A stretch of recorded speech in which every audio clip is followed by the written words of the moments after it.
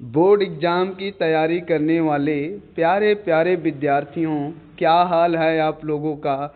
उम्मीद करेंगे कि आप लोगों का हाल बहुत ही बढ़िया होगा और अपने आने वाले बोर्ड एग्ज़ाम की तैयारी को बहुत ही बेहतरीन ढंग से कर रहे होंगे। लेकिन आप लोगों को हिंदी के पेपर में आपको ये दिक्कत तो हो रहा होगा कि भाई पत्र कैसे लिखा जाएगा। इस बात को लेकर के आप बहुत ज़्यादा परेशान होंगे, है ना, कि हम कौन सा पत्र तैयार करें, कौन सा पत्र तैयार ना करें। पता नहीं ये तैयार करेंगे, ये आएगा या नहीं आएगा, कैसे लिखना है, किस तरीके से लिखना है। ये आपको बहुत सारी चीज़ें आपके दिमाग में चल रहा होगा और आप इन सारी चीज़ों से बहुत ज़्यादा परेशान होंगे। तो भाई आपके पूरे परेशानी को मैं एक चुटकी में समाप्त करने वाला हूँ। आप लोगों को ये जान कर के बहुत ज़्यादा खुशी होगा कि मैं ऐसे 3 पत्र को लेकर के आया हूँ जो कि बहुत ही ज़्यादा मोस्ट इम्पॉर्टेंट है। इतना ज़्यादा है कि आप खुद कहेंगे कि हाँ सर, मज़ा आ गया। ठीक है, क्यों कहेंगे? क्योंकि ये वो पत्र हैं, ठीक है, जिसके बारे में मैं आपको बताने वाला हूँ, जो पिछले 10 सालों से बहुत बार रिपीट हुए हैं। अगर आप लोग इन पत्रों को अच्छे से तैयार कर लेते हो, जैसे मैं बता रहा हूँ वैसे आप लिख करके बोर्ड एग्जाम में आते हो, तो आप लोगों का एक भी नंबर नहीं कटेगा, आपको पूरे के पूरे नंबर मिल जाएंगे, है ना। तो आप लोगों को अब घबराने की ज़रूरत नहीं है, अब टेंशन लेने की ज़रूरत नहीं है, क्योंकि आपका साथी, आपका दोस्त, मैं आपके साथ खड़ा हूँ। कब तक भाई, मैं हमेशा बार बार बोलता हूँ, कब तक मैं खड़ा रहूँगा? जब तक आप लोगों का बोर्ड एग्जाम पूरे अच्छे तरीके से कंप्लीट नहीं हो जाता है, तब तक है ना। तो आप बस भरोसा करके अपने जो चीज़ों को मैं बता रहा हूँ उस चीज़ों को आप बहुत ध्यान से देखो और सुनो।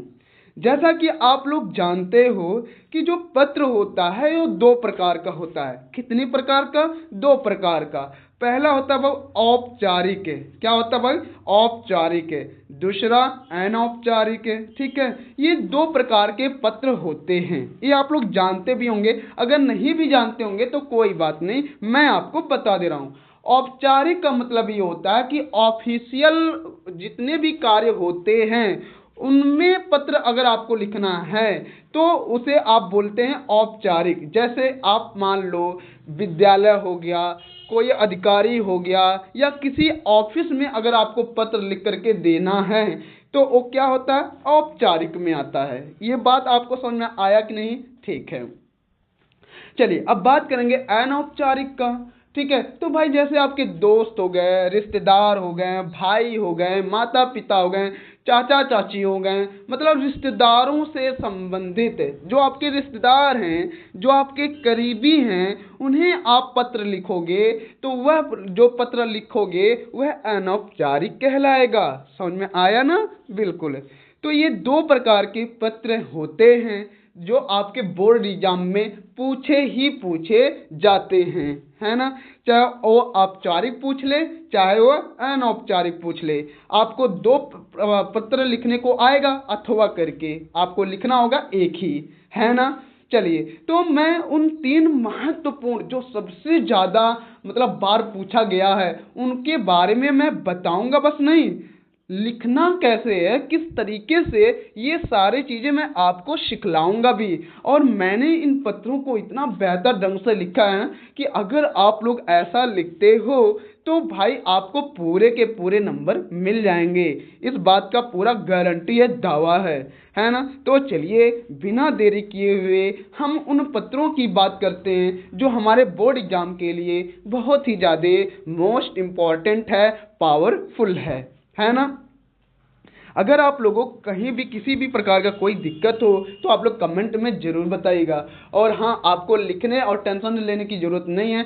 मैं अगर आप लोग इस वीडियो पर प्यार दिखाओगे, इस वीडियो पर कम से कम 1000 व्यूज़ तक आप कर दोगे, ठीक है, तो मैं इसका जो पीडीएफ है मैं फ्री में आपको टेलीग्राम पर अपलोड कर दूंगा, आप वहां से जाकर देख सकते हैं।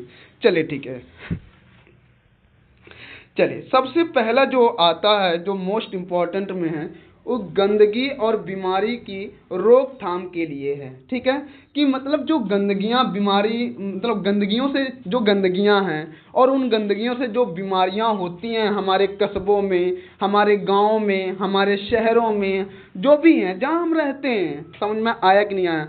तो उन गंदगियों से होने वाली बीमारियों को रोका कैसे जाए, इसके लिए हमें पत्र लिखना पड़े तो हम कैसे लिखेंगे? ठीक है, और पत्र किसे लिखा जाएगा ये भी आपको पता होना चाहिए। ठीक है, तो देखो भाई, तो विषय रहेगा क्या? अपने नगर के स्वास्थ्य अधिकारी जो होते हैं, ठीक है,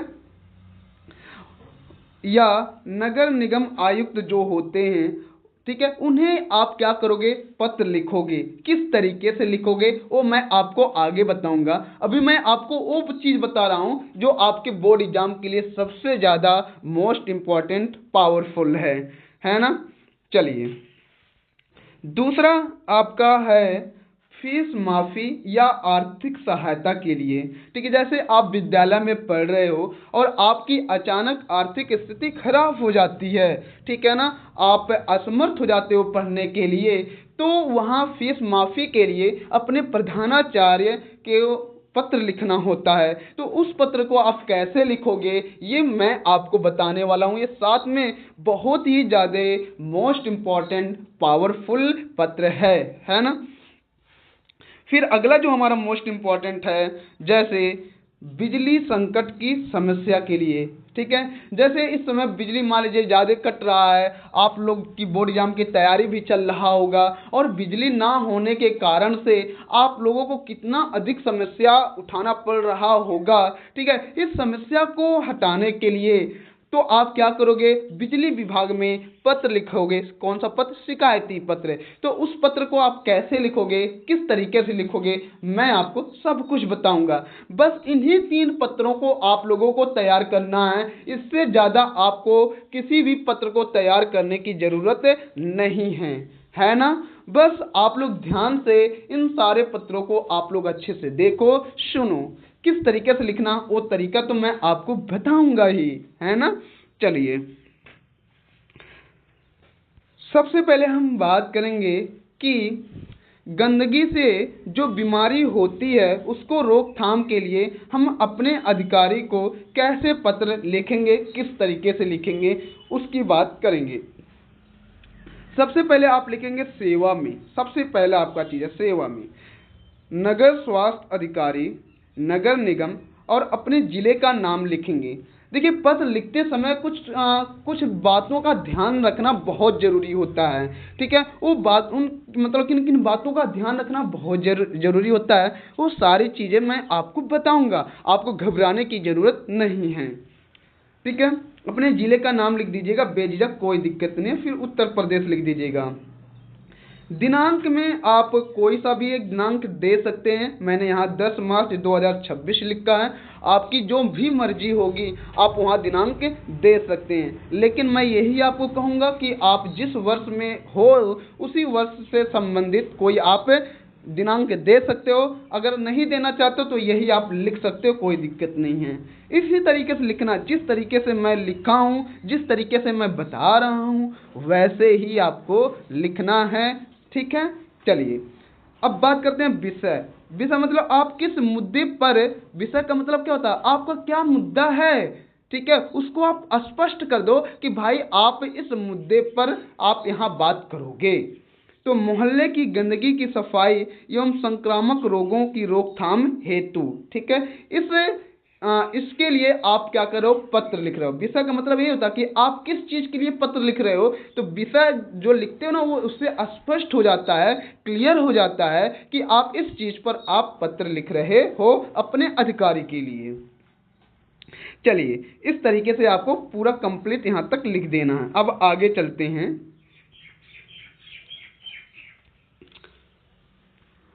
हाँ, अब लिखना है आदरणीय महोदय। आप प्रेम से लिखेंगे आदरणीय महोदय। मैं इतना सटीक और प्यारा प्यारा मतलब बहुत ही अच्छे तरीके से लिखा है, ठीक है। बस आप लोग ध्यान से देखो, आपको बहुत मज़ा आएगा। लिखेंगे, मैं आपका ध्यान आज़ाद नगर। आप चाहो तो आप कोई भी नाम दे सकते हो, फिलहाल मैंने यहाँ एक नाम दिया है। आप अपने क्षेत्र का कोई भी एक नाम दे सकते हो, कोई दिक्कत नहीं है। मैंने यहाँ आज़ाद नगर दे दिया है। मैं आपका आज़ाद नगर क्षेत्र में फैली अत्यधिक गंदगी की ओर आकर्षित करना चाहता हूँ।